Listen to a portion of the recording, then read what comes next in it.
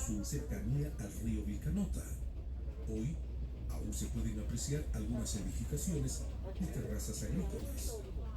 El complejo cuenta con 5 importantes fuentes de agua recuperadas de la exuberante vegetación del lugar, 18 edificaciones y numerosos círculos ornados en base a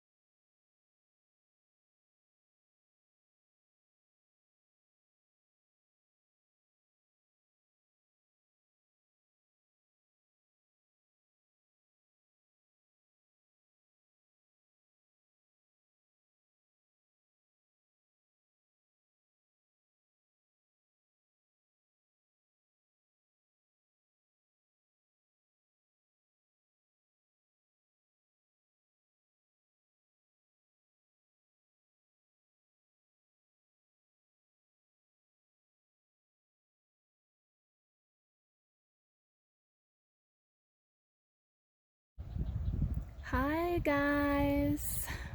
Right now I am in Ollantaytambo. Yesterday I visited Machu Picchu and it was absolutely amazing. I took the fancy train from here, Ollantaytambo, to Aguas Calientes, and the fancy train was nice. It had big windows and lots of space, so it was great. I spent the night in Aguas Calientes, and the next morning I had prearranged for a tour guide, so we took the bus up to Machu Picchu, and he spent over 3 hours with me for only $35 US, so it was pretty awesome. And I learned so much, and I don't think I can really share everything I learned with you because it's hard for me to remember the specifics, but basically the height of the Inca Empire was around 1450 during the reign of the 9th Inca. And Inca is like king or ruler of the Quechua people. And so especially during the 9th Inca, he really expanded the empire, and he was the one who I guess expanded Machu Picchu, which was like a small city or village of about maybe up to 500 people. And Machu Picchu was kind of in an ideal location because it was kind of between the Amazon and I guess the rest of Peru, which was maybe not Peru at the time, but on the Inca Trail. So what I expect, or what I think of it, is kind of like the Silk Road. So the Inca Trail was like the trading route, and Machu Picchu was ideally situated.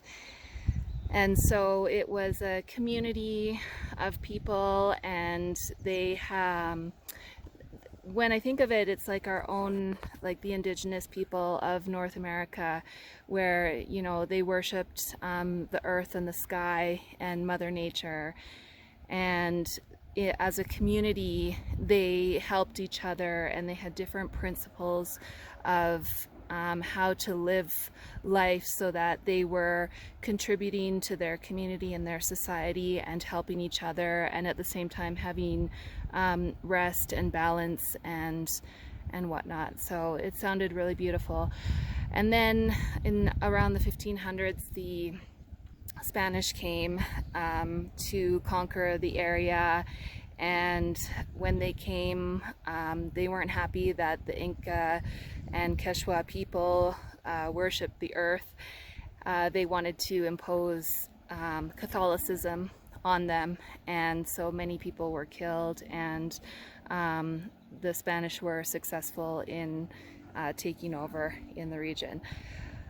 So anyways, it was really interesting because you know, the Machu Picchu, the principles of how they built it was that they didn't really destroy the place. They used the land and shaped it how the land already was to create the city that they built. And by the sounds of it, they weren't finished building Machu Picchu, and my tour guide says that basically the city was abandoned so that it wouldn't be discovered by the Spanish.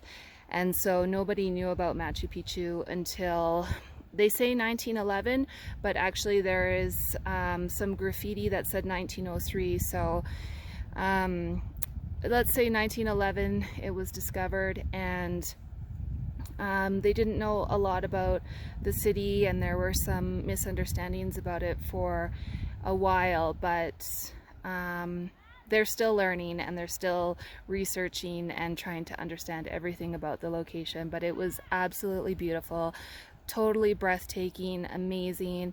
I had an amazing guide and a wonderful time. And then I took on the same day, I walked back to town. There's a set of stairs. It takes about an hour, and it goes down through the cloud forest, and it was amazing and beautiful. And then I caught the train back to Ollantaytambo, and funny enough, my train broke down on the tracks, and we were stuck there for about an hour, but that's okay. I made it here, and now I'm visiting the ruins of Ollantaytambo today, and tomorrow I will head back to Cusco for a couple more days before I head more south to Puno. Okay, love you all. Bye bye.